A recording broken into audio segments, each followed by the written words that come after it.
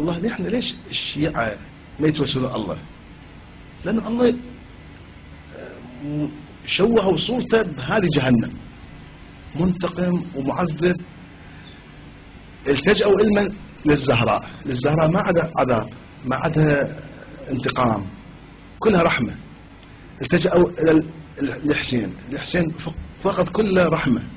دائما يتوسلون بالحسين، يتوسلون بالعباس. ليش ما يتوسلون بالله؟ لأن الله صورته مشوهة عند المسلمين، صورته مشوهة لأنه عنده عذاب.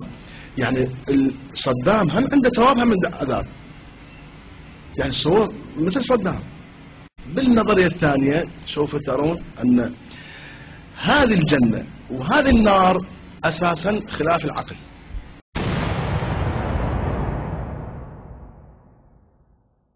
والله أنت تصوروا هذه الجنة الموجودة، يعني أنا أسميها حظيرة أغنام،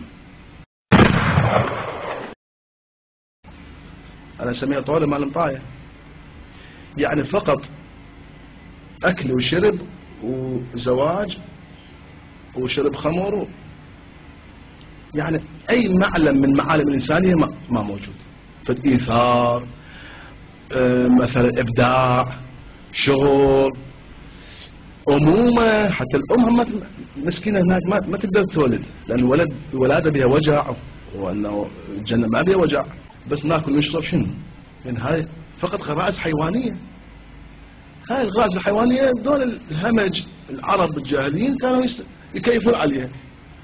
احنا قطعا إذا الله قال لي اطلب للجنة، أنا أول من يرفض دخول الجنة،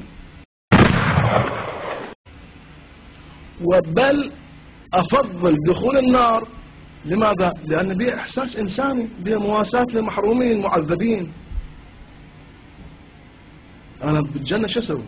زين يوم يومين سنة سنتين خويمين، طبعا لما يشوفون حرير وسندس وكذا، حور عين للنساء ماكو. مسكين هذه المرأة الزوجة الصالحة تنتظر هذا زوجها، هو عنده 1000 حور عين، عود ايش وقت يوصل سراها؟ هي ما عندها، لازم تضرب 1,000,000 سنة، وكل مرة يجامعها بالرواية تقول 500 سنة. زين 500 سنة هو 1000 وحدة أقل شيء. زين وهاي خطير الزوجة، يعني واقعا لازم النسوان أول ما يعترضون على هالشي جنة، ما يصير بس الرجال عنده.